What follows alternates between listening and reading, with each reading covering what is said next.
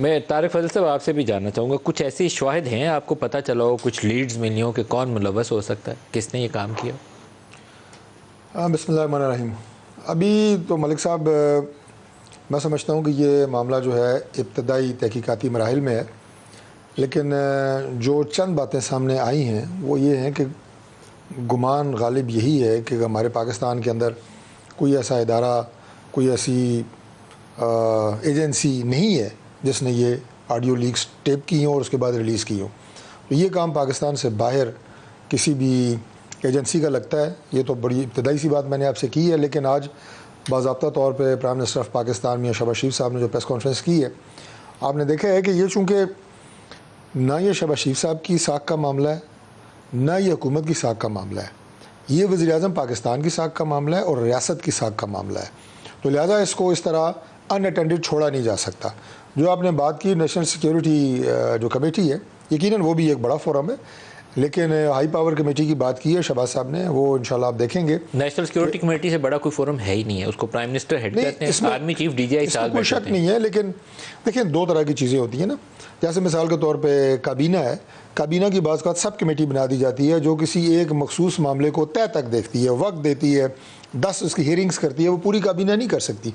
इसी तरह जो नेशनल सिक्योरिटी कमेटी है, जिसको खुद प्राइम मिनिस्टर हेड कर रहे हैं, उसकी सब कमेटी हो सकती है जो इसकी तहकीकात करे, जिसमें आपके फोरेंसिक भी ज़ाहिर है एक्सपर्ट्स हों, जिसमें आपके आईटी के एक्सपर्ट्स हों, और वो रिपोर्ट जो है वो लेकी जा सकती है। तो इस तरह का ये मामला इंशाल्लाह ताला बनेगा और ये तहकीकात भी होंगी, डेप्थ में होंगी, साइंटिफिक तरीके से होंगी, जो पाकिस्तान और आवाम के सामने रखी जाएंगी। सियासी लोगों की रिकॉर्डिंग्स हैं, वो आपको शायद उसके ऊपर कोई चंबा नहीं होना चाहिए। मरियम नवाज़ की प्राइम मिनिस्टर ऑफिस के अंदर जब नवाज़ शरीफ वज़ीर-ए-आज़म थे, उस वक्त की गुफ्तगू की जो रिकॉर्डिंग्स थी वो पीटीआई लीक करती रही कि इस मीडिया वाले के साथ ये कर दो, उसके इश्तहार बंद कर दो, वो एक हिस्सा था। फिर बुशरा बीबी की वो गुफ्तगू के सब कुछ गद्दारी के साथ जोड़ दो, वो प्राइम मिनिस्टर बनी गाला से या प्राइम मिनिस्टर हाउस से की गई कॉल थी जिसकी रिकॉर्डिंग आई। अभी शौकत तरीन साहब की और झगड़ा साहब की गुफ्तगू की रिलीज़ आई, वो भी हमारे सामने आई। तो एक के बाद एक गुफ्तगू का एक सिलसिला है जो लीक हो रही है गुफ्तगू, ये कोई पहला मौका नहीं है। तो इसका मतलब है कि हमारी एजेंसीज़ के पास कैपेबिलिटी मौजूद है, आईबी के पास भी और आईएसआई के पास भी।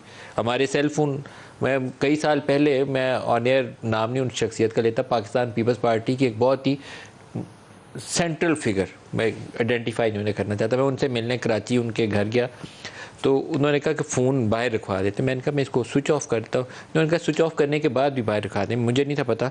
फिर उन्होंने बताया कि इसका जो ऑन किए बगैर भी इसका माइक भी और इसका जो कैमरा है वो ऑपरेट किया जा सकता है रिमोटली, ये आजकल टेक्नोलॉजी मौजूद है। मेरे तब तक ये बात इल्म में नहीं थी, तो मालूम नहीं तारिक फजल चौधरी अंदर जेब में डाल के अपना आईफोन ले गए और शहबाज शरीफ की गुफ्तगू रिकॉर्ड हो गई। ये मेरे प्रोड्यूसर साहब कह रहे हैं 2010 की बात है, मेरे साथ थे इजाज़ बशीर। पहली बात तो ये कि आपने जो अभी ये सारी बात बताई है और लोग चूँकि आप पे बहुत सारा यकीन रखते हैं। नहीं, मैंने सच बात बताई है, ये रियलिटी है। इसलिए कह रहा हूँ जो सच बात आपने बताई है इससे कई शरीफ लोगों की इज्जत बच जाएगी, और वो जब भी कोई ऐसी अगर किसी ऐसी जगह जाए जिसे वो मख्फी रखना चाहें तो वो फ़ोन बाहर रखेंगे। तो एक अच्छा टिप आपने किसी ऐसी मशकूक जगह जाएं जहाँ खदशा हो कि वो पकड़े जा सकते हैं, तो फ़ोन बाहर रख के जाएं। नहीं, मशकूक जगह के अलावा कोई ऐसी कोई भी बात जो वो चाहें कि हम सिर्फ दो अशखास के बीच में हो, दो दोस्तों के बीच में हो, उसके लिए ज़्यादा एहतियाती तदाबीर करनी चाहिए। लेकिन ये बड़ा अनफॉर्चुनेट है। ऑन दी अदर हैंड जो आपने बात की है, मैं बिल्कुल इत्तफाक करता हूँ कि जो पै दर पै इस तरह की लीक्स हुई हैं, ये बड़ा अनफॉर्चुनेट है।